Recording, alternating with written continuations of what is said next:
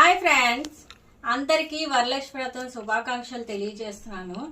ఇవాళ మా వరలక్ష్మి దేవిని ఇలా సింపుల్గా అలంకరించుకున్నాము. ఎందుకంటే మాకు ఇలాగే ఆన్వాయితీగా ఉంటుంది. అంటే నాకు బొమ్మగా తయారు చేసి అది చేస్తే నాకు అచ్చి రాలేదు.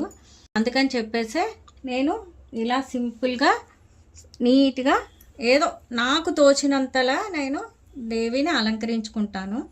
ఇది అలాగే 3 రకాల నైవేద్యాలు పెడుతున్నాను. పులిహార, బూళ్ళు, పరమాణం, శనగలు, కొబ్బరికాయ, అరటిపళ్ళు అన్నీ అందరికీ కామనే కదా.